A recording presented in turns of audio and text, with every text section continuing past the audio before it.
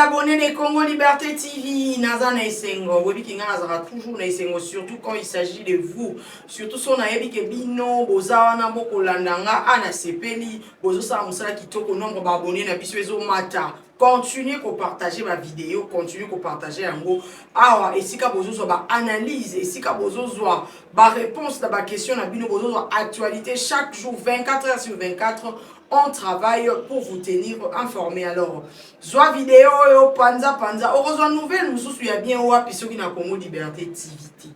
Kaka awa, soit vidéo, panza, lien partagé, benga baninga ba s'abonner, yona no s'abonner, te s'abonner, activer cloche et notification, parce qu'au risque ezali, au raté ma vidéo, monsieur, il y a somme, oyo, et kokota ma vidéo, il y a ma vérité, il y a ma révélation, il y a ma veille de conscience. Congo Liberté TV et Kosala Moussala eza komona. Alors to pesi bino mbote pe to pesi bino merci. Lelo to beta ka masolo mibale. Avant to beta masolo na biso mibale, to pesi mbote na Galvani le padre Mata Didi derrière toutes les caméras et toutes les machines qu'il y a sur ces plateaux. Yenda zo sala keto koma na na bino en bonne et due forme. En tout cas to pesi ba mbote belé, to pesi mbote na papa Freddy Massamba, les coordonnateurs de Congo Liberté TV.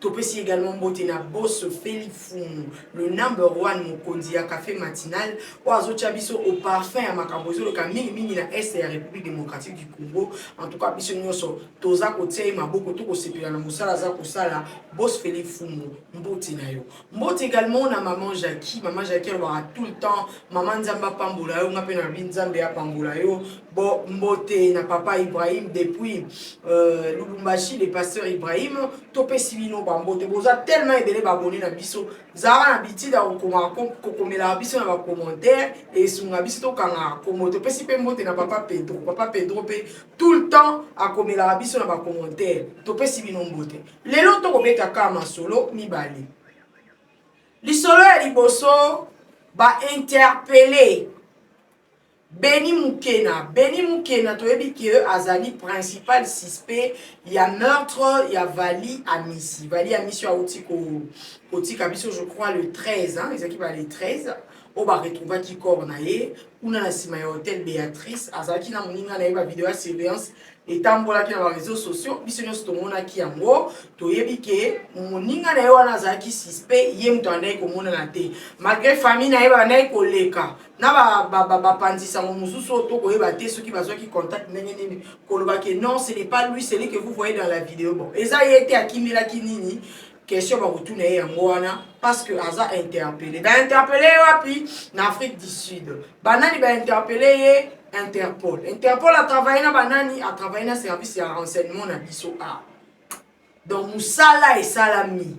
Na bisa bino to la lisa dossier ote. Ndenge ba interpellé boy to panda lisu ko tia makelele. To banda ko ganga justice congolaise a sala musala na ye. Justice congolaise asala musala na ye. Mokonzi wana wa bengaka po balekisa ye na ba frontière. Ye pe il faut azala interpeller. Justice congolaise asala musala. Ba yebisaki nga na dossier oh non maman kende na malembe tozo linga te to divulguer ba information parce que ba suspect ba kozala mise en alerte. Et ça dossier mon renseignement à osala mona si yango bomoni moi to ya kaka na ba kombo ezate parce que mutu mususu ayeba kite kaza suspect to kotangi kombo na akoli pe kokima mais boyeba que service en renseignement azosala musala c'est comme ça que na Interpol bakangi ndeko depuis Afrique du Sud tozo zela extradition na c'est-à-dire bazongisa yawa na République démocratique du Congo aya kosamba awa ayebisa biso qu'est-ce qui s'est réellement passé pour que Vali Amissi azalaki censé kozala camarade na ye akufa ayebisa biso corps wana bamona ki ye na yango na sincère eza ya Vali to eza ya Vali te mutu wana azali na sincère na corps ezalaki ye to ezalaki ye te parce que babi ba vidéo mususu ezali eza encore plus clair que auto mona ina sincère mais ba garder yango parce que service à renseignement azosala musala alors to pesi chance na dossier oyo jusque là moi to se prononcer ezate parce que makambo ngo e bandinde ko banda donc to pesi yango chance et que ne liboso dossier ici là tout le monde en clair dossier à docteur David Balengana to kozongela yango pe yango izapeka dossier à suivre bazuete na bajour eza koya parce que nayoka ki boya kotuna tokoya opesa bino pas détail. C'est parti, to continue na dossier na biso oyo tolingai tolobela lelo. Affaire Willy Bakonga. Willy Bakonga aza accusé de viol ya ba mineur. Viol, maltraitance sur le mineur. Tokoyoka vidéo oyo mwana mboka Timothée Lenoir, oazali communicateur ya Union Sacrée, analyste politique, pe tokoyoka audio moko ya dénonciation ya maman moko aza moko ya ba maman belève ya bana ya de Sévigné. Sima nango tokozonga po tobeta masolo. Willy Bakonga asali nini exactement toyoka nanu vidéo.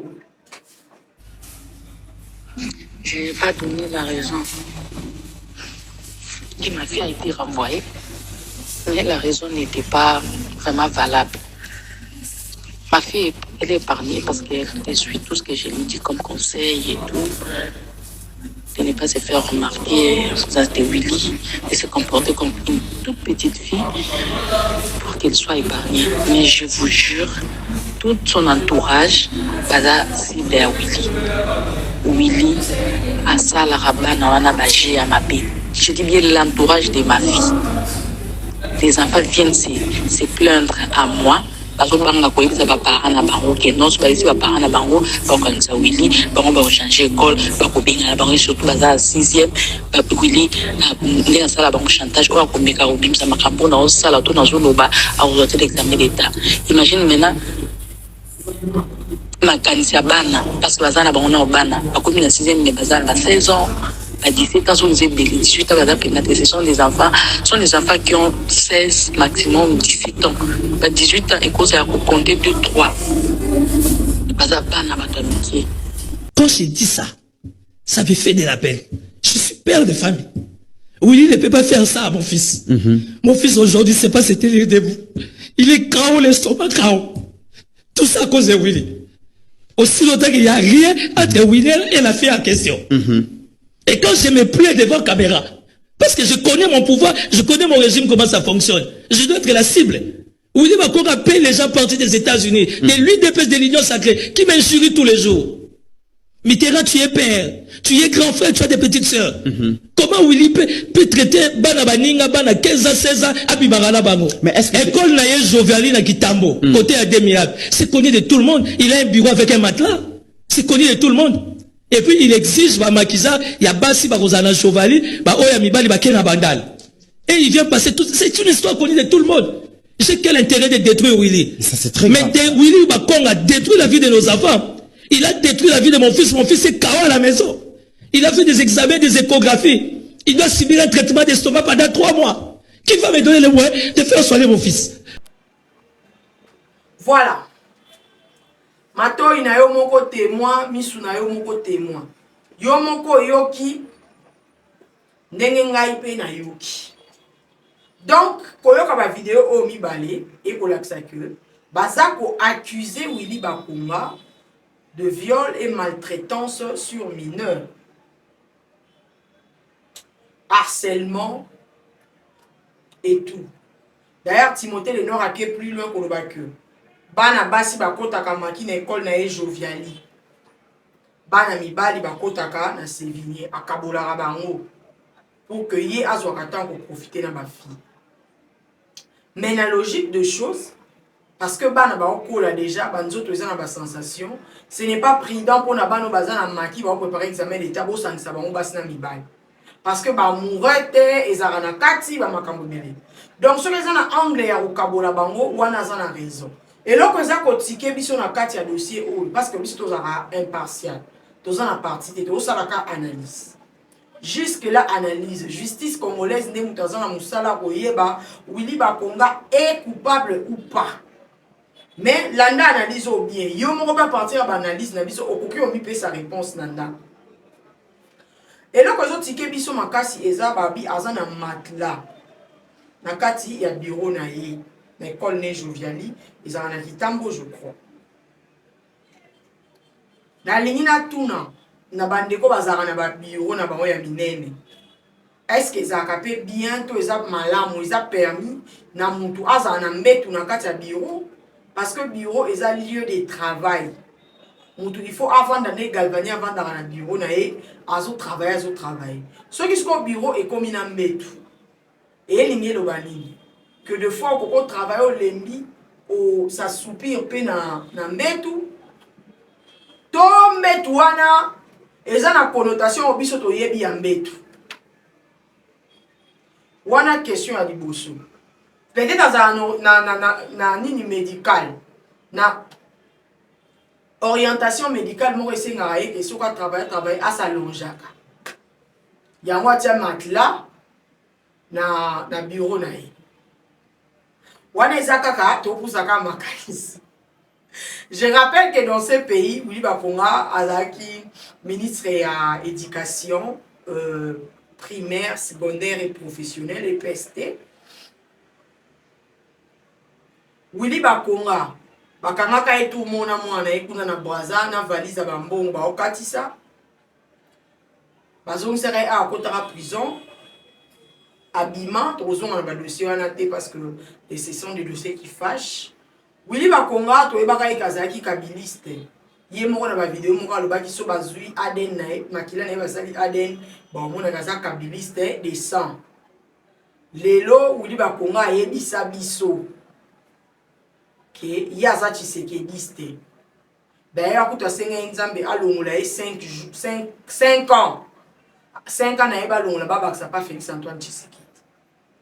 Ba propos ane pesaki batu kanda batu ba bimaki na toile ba s'enflammaki ba ngalo ba na ngelo rotepo na tuna eno est-ce kazano na 5 ans oyo kabela Tshisekedi po mutaye baba nombo ba jour abatu eza nzambe awa lobi nzamba longole 5 ans ye mtatika ina nyonga nzambe ya bane to bane na yo ekoka na ba ko longola 5 ans ba pesa wana ya makambo nzambe eza sentiment na ye eza conviction na ye ngana boye kokota na makambo wana mais pesa ka batu kanda pourquoi parce que comment mutu aloba ke ngana za kabila naza kabiliste de pur sang akoko ma Tshisekediste ka den kubo no moni batu belé à partir ya versatilité wana ya opinion ya ba penser na ye batu belé ba pesa ke penza confiance te. To éviter son chef de l'état peut appeler ça qui confiance parce que mon tour a gagné qui est aza kabiliste. Du coup à quoi comme maman Tshisekediste était on suppose que tant d'élection Salamaka entre Shadari na Tshisekedi na Fayou na banane ya votera Shadari po azaki mutu mama. Alors batu ba bendeka chef de l'état matoy biso peto yokaki wana ezaka to rappeler ka ba fi mais lelo to vandi to moni ba vidéo bandi ko tambola na ba réseaux sociaux ba vidéo ezo tambola mwana mboka Timothée Lenoir ope aza moko ya union sacrée aza na kati ya union sacrée aza communicateur analyste politique en même temps abimi na ba na TV loko a dénonciation moko urgente na média moko de la place alobi que mwana na ye ya mobali aokoka lisuku tambola te likolo ya Willy Bakonga. Mais na ba vidéo wana batu bazui balobi que non Willy Bakonga a sodomisé moi na Timothée Lenoir parce que Timothée Lenoir a lelaki. Mon fils ne peut plus marcher à cause de Willy Bakonga. Il ne peut pas faire ça mon fils. Bolania ou bien la vidéo. Mais elle aurait tiqué na kati po ngane na zaboye. Na bi ke biso to zamboka sentiment to me maman na émotion. Na me maman non na émotion te. Na analyser vidéo ti na suka. Na moni place où Timothée Lenoir a lobité que Willy Bakonga a abusé na moi sexuellement. Na moni place a lobité na vidéo wana qui a violé moi non. Ça je n'ai pas vu. Azana ba vu na ye, azana ba makambu na ye. Wana na monité. A lobi que moi nazo souffrir na estomac. To yebi que estomac sur comme moi j'en ai souffert. Je parle ici par expérience. D'ailleurs j'en souffre jusqu'à maintenant. Estomac est dérangeant na makasi. Na yebi qu'à un certain moment estomac akangaka boyakangi tina mukongo. Deux fois au moins neti au sali ba crampe au tambulate. Abi mwana azo souffrir na estomac. Mais ba neko balobi na ba réseaux sociaux que ya lobby mwana na azo tambulate depuis que Willy Bakonga a pénétré. Il n'a jamais dit ça dans la vidéo, à moins qu'il vienne rajouter des éléments. Il n'a jamais dit ça dans la vidéo. D'ailleurs, Koutou, a salipé démenti. A salipé démenti. Si quand on y batté, à quoi joue Timothée Lenoir? Qu'il vienne nous dire clairement. Willy Bakonga a-t-il abusé de son fils? Oui ou non? Abusé sexuellement ou moralement? Est-ce que moi, on a un traumatisme verbal, chantage émotionnel, il y a un peu si moi, on a pas un estomac, to et qu'il y a qui plus loin et comment qui na abus sexuel. On a photo de la Timothée le nom aya oluba. Justice congolaise, il faut attirer clair dans ma cambona parce que les autres sont clameur moko yamade. Aujourd'hui, dans l'école de Sévigné, surtout il y a Bassi, les parents n'ont pas commis Kobanga. Est-ce que toi aussi on t'a touché? Est-ce que toi aussi on t'a fait ça? Toi aussi on t'a fait ça? Bana ya bandal mousous sur les réseaux sociaux. Parce que jusque là, ils ont une formalité, c'est-à-dire na nous plainte déposer pour que enquête on comme à tout bien après témoin baya. Mais bana o ya bandal. Bande qu'on a biso ya bandal. Et belé na ba réseaux sociaux bazo confirmer que baye pi que Willy Bakonga abusaka na bana, abimaka na bana surtout ba finaliste. Ba misusu ba lobby na ba réseaux sociaux que bana misusu kutu ba kata na un examen d'état ou soit à longoli école soki aboyi ko bimana yi. Deuxième témoignage tozo yoka eza ya maman wana o azo déclarer que mwana na ye alongwa na école sans raison valable. Mettons ba tunaka ye abali c'est parce que le promoteur voulait sortir avec elle. Wana eza ba accusation o bat baza ko porter. Ce sont des graves accusations. Nous on ne sait pas dire ce qui est bongo to eza bongo te. To même maman ba sentiment c'est eza musala justice. Nenge ba se saisir ça qui na dossier à Dorcas. Va se saisir dans le dossier où. Et puis plus loin, tu vas dire au ça makanisi. Pourquoi depuis tous ces temps, tant makamba wili ba konga pour te bima ki bakangi na ba dollars ya banani ah. Tant ba longoli ministre, tant on sait le col à perdre mon pouvoir. Pourquoi depuis tous ces temps ba dénonciation ezala kiti. Pona nini bana wana ba fundate. On nous dira que bana bazaki intimidé. C'est vrai, toyebi ke na ba ka ebele ya viol, ba batwa lobarate. Tout le monde a un cas facile pour na yoka bazo ganga na ba réseaux sociaux. Moi je n'aime pas que les gens agissent avec les sentiments. Mon père me disait que il faut mettre un peu de cerveau dans tes sentiments. Dans ce bas sentiment lesquels yo émotion, bas souci, bas esengo. Na ba sentiment so zo cerveau muki etia na kati na oyoka na yebi ke na bongo eza na bato musu baza de na terrain to e ba rater ba communicateur on ba pesa bango mbongo to nini déjà ba bandi ko défendre Willy Bakonga mais loko ozui mbongo défendre Willy Bakonga défendre yaka na ba fait tika ko finga ba victime na otanga ba kombo na bino te chers confrères to benga bino ka ba confrères. Comme un débat d'école, moi je suis de l'IFASIC. Si on a tout dit, pourquoi on a mis un journaliste, n'a évité pour aller un journaliste. Mais le roi Bozumbo, bon continuer à défendre Willy Bakonga. Et ça problème te. Problème est ça que tant qu'on défendre il y a un fait. Bon tika ko finga ba victime. Ce n'est pas facile pour moi non moi si ba abuser na e azwa courage aya ko dénoncer. Pourquoi? Parce que violeur azala déjà na influence azala déjà une autorité sur sa victime. Il y a un moment dans la même personne mais a violé 3 ou 4 fois. Tant que vous dénoncer raté, ce n'est pas facile. Viol, ils ont déjà charge morale. Banana baza banamikié. Si réellement baza qui violé, to yebite ayebi sakabanoni. Amena sakabanoni. On va bien si réellement ils ont viol.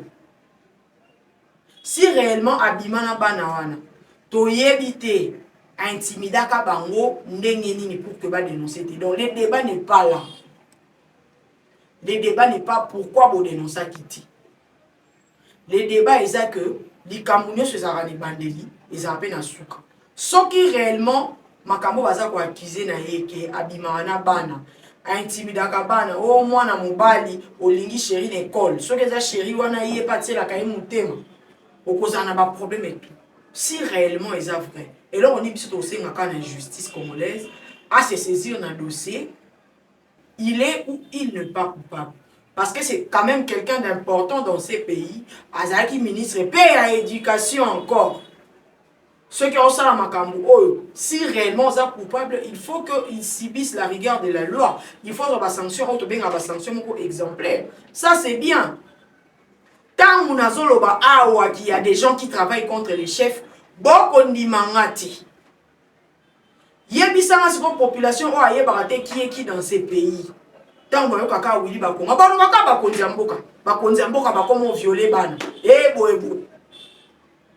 yango to sengi la justice congolaise a se saisir na dossier o ba benga Timothée Lenoir lokola awuti kokuta na conseillère moko coordonnatrice ya chef de l'état moko na cabinet le na présidence lokwa abandi ko simba ba instance ba memalika mo na suka pour que ba établir ba responsabilité to éviter so petit Timothée Lenoir comme au banga parce que à lobby pourquoi vous dites que nga lobby que ba violer moi non je n'ai jamais dit ça donc ni comment éthique na nous flou mais ba dénonciation anonyme eza ebelé ba parents ebelé na ba commentaire bazo comment oui ma fille a été victime mon fils a été victime et tout tant on comment on est comme la justice ba touana so qui réellement baza ko exister parce que to ebi ne ba réseaux sociaux est fonctionnel.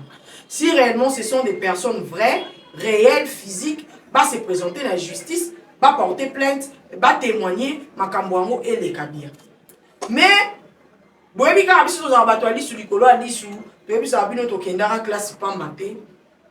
pourquoi justement, tant que tu as mon pépé à remaniement, tu as mon pépé à changement et à gouvernement, nouveau gouvernement, Makambo et Bili.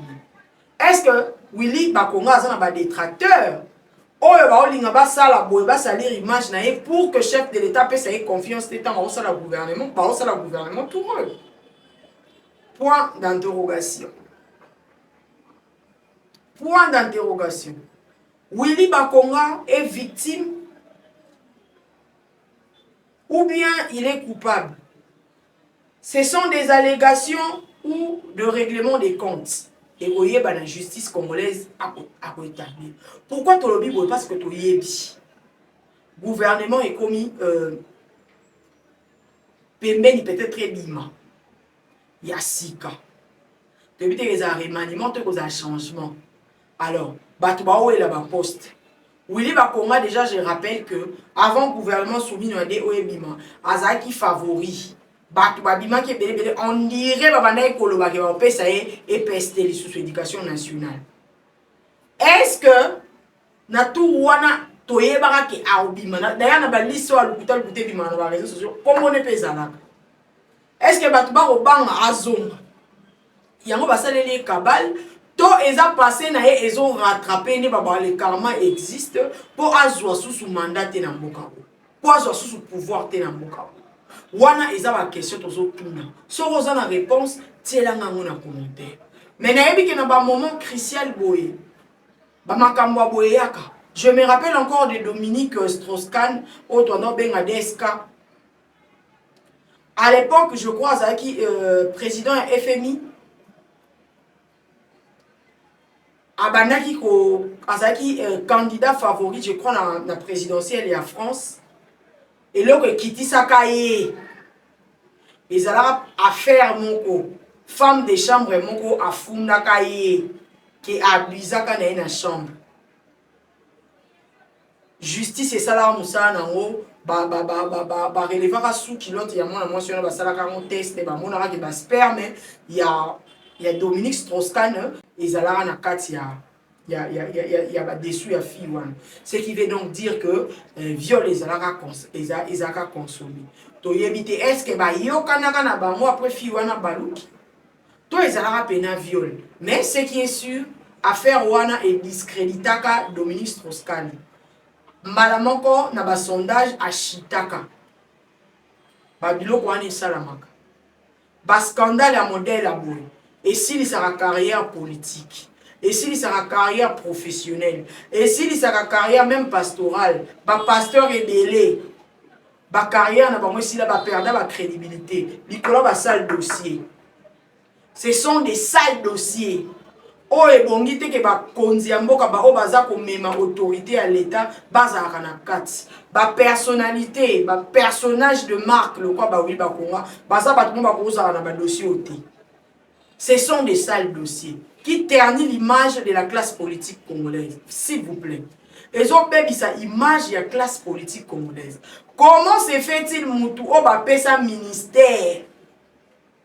Il y a enseignement, c'est-à-dire assurer l'éducation à Bana. A comme ça, école, place où basala ba viol. Place où immoralité ça. École normalement faut la moralité, mais ce que école comment ça la immoralité.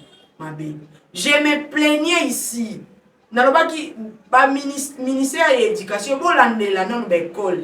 L'école est beleza na ba légèreté. Bana o tozo benga ya basi o ya ba école, surtout bana ba école quoi ba lycée de madame de Sévigné.